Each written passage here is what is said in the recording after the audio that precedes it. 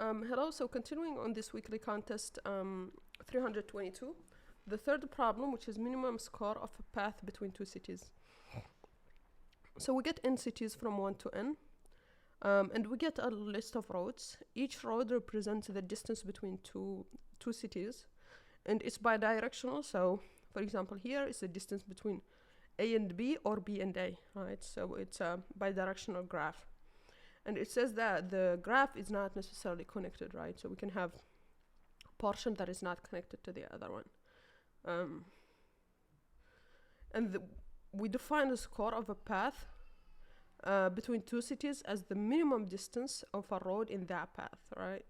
And so the minimum possible, we want to return the minimum possible score of a path that has both 1 and n. Okay? And we are allowed to have the same road multiple times, and we can visit only these two nodes, 1 and n, multiple times in the path, right? There is at least one path between 1 and n. This has to be the case for this to be possible. So yeah, so that's the problem. Now let's take a look at the first example.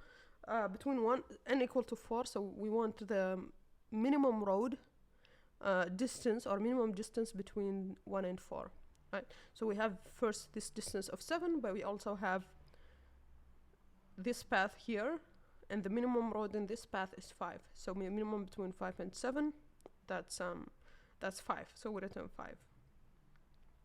5. This here is still bigger, so it doesn't matter, right? Now let's take a look at the second one. Second one is more interesting. We went from 1 to 4 again. So we can take this path, and this path has score of 4, but we also can take a different path, which is go from 1 to 2, right, and go back, and then go to 3, and then go to 4. And in this path here, the score is 2. And so that's because we can visit 1 twice, and we can do a road multiple times, and so we return 2. Okay, so that's the problem. Now, how do we solve it? Okay, so how can we solve this? So we'll use a couple of things that the problem says. So the problem says that it says that there is at least one path between there is at least one path between 1 and n. Okay, path between 1 and n. That means basically that 1 and n are connected, right? So they are in the same connected component. The other thing the problem says is that we can visit any edge in that path multiple times. And so in this case, then all we need to, and we want the score, which is the minimum path. The problem says that the graph can be disconnected, right? We can have a component like this, maybe something like this, and then have another piece like that, and then have another piece like this, right? But if this is 1, then n has to be in this because it's connected to it. So n has to be somewhere in the other nodes. So what this tells us is that we actually don't care about these two, because 1 is not there, and if 1 is not there, n is not there. So we only care about the one that has 1, and by definition, since they are connected, it should have n. So, and we are looking for the score, which is the minimum road in that connected component, in that path, right? So all we need to do is find the minimum road in the connected component, and that would be the score that we want, right? The minimum distance in any of the road in the connected component of 1. Okay, so now we reduce the problem to just find road with min distance in a connected component of 1. Okay, and this is easy. We can do it it's just traversing the connected component, and as we traverse, keep track of the minimum distance. And this can be done with either DFS, it can be done with BFS, and it can be done with union find. So yeah, it should be pretty easy to find with one of these. Yeah, so first we will try it with DFS, implement it with DFS and see how it goes. Okay, so let's implement it. So for DFS first, we first need to, of course, create the graph. So we'll create it using just collections. So that would be going through the two nodes, U and V, or call it A and B, and distance, and then we just add an edge from U to V with that distance and from V to U with that distance, because in the problem description it says that it should be bidirectional, right? And then next we need our DFS, right? We need a DFS that goes from a node and just traverses all the connected component. And then for DFS, of course, we need to know the visited set. And then we need to start the DFS from 1, because we know we want the connected component of 1. Okay? And we need a way to keep track of the min. And so we'll just have a value here that keeps track of the min score. And so we'll initialize it to big value first. And that's, once we do the traversal, that would be the thing that will hold the minimum road or the minimum distance. So that's what we return. Okay, so now we implement our DFS. Okay, so we go through the neighbors. So in the for you. And of course, we need to add to the visited set here. And now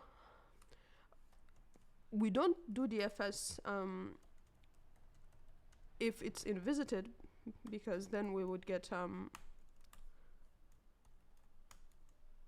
it won't stop, it will keep going. But what we can do is even though if the node is visited, we do want to get the score of the edge from this node, right, from the U node. Even though if we visited from another node, and we still don't want to visit it because we already explored it, but at least from this node we want to get that edge value, because remember, we want all the edges to get the minimum of all the edges. And so here it's going to be for min score so far and for D, right? And we that's pretty much what we want here. So let's run this and let's submit.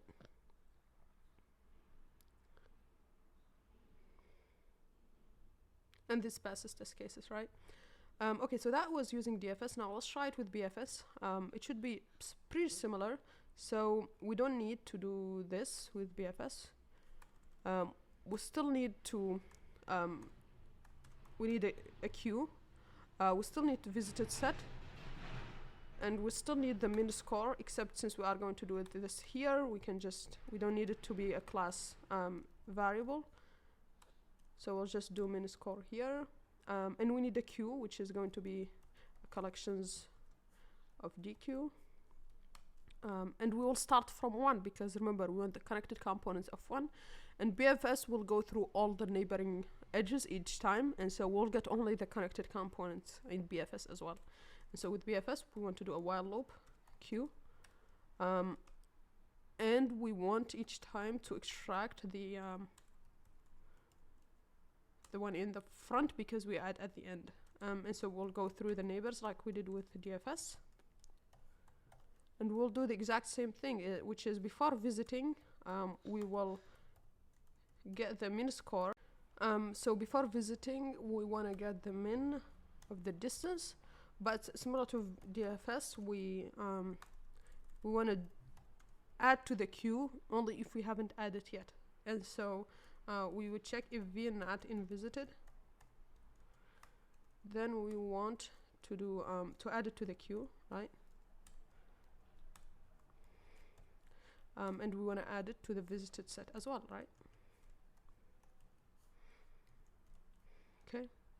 And we don't need to check that we reach n, because we are guaranteed by the problem that 1 is connected to n. So if we do the connected component, we will reach n. And that's pretty much it. So let's run this. So this would be graph. And we can submit. And that passes as well, right?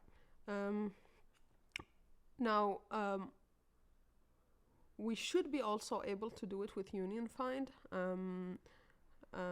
I will just quickly go over it, but won't like go over it in a lot of details.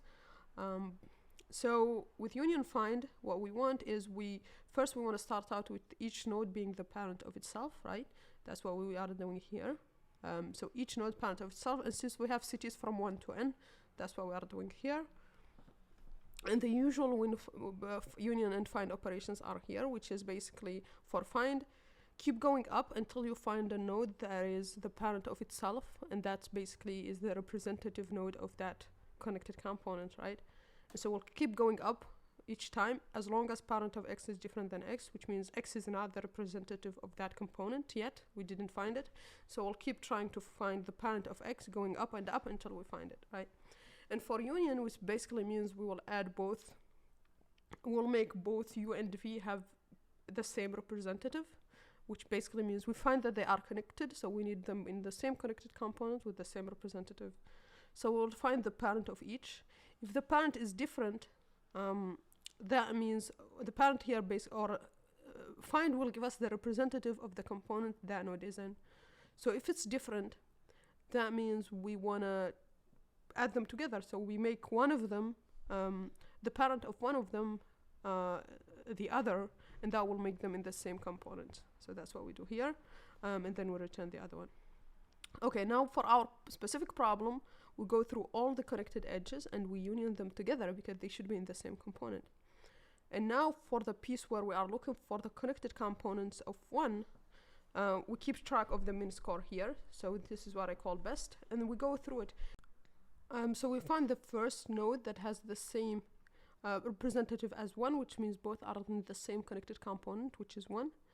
And if any node that is in the same connected component as 1, for any node that is in the same connected component as 1, we get the min of the distance, because that's what we are asking here is for every component, sorry, not for every component, but for for the component that has 1 in it, we want to get the min distance of all the edges, right? So we look for all the nodes that are in the same connected component as 1. This is what this is doing. This is checking that u is in the same connected component as 1.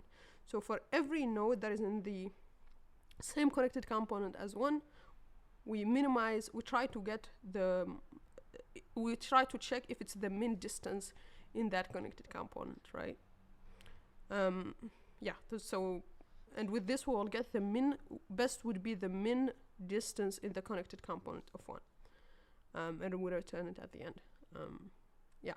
So yeah, I think union find is a little bit easier to understand, just because it's very straightforward. We check the connected, for all the nodes in the connected component of 1, we get the minimum distance. Yeah, so that's the idea here. Yeah, so that's pretty much it. We saw the solution in DFS, BFS, and union find. Please like and subscribe, and see you on the next one. Bye.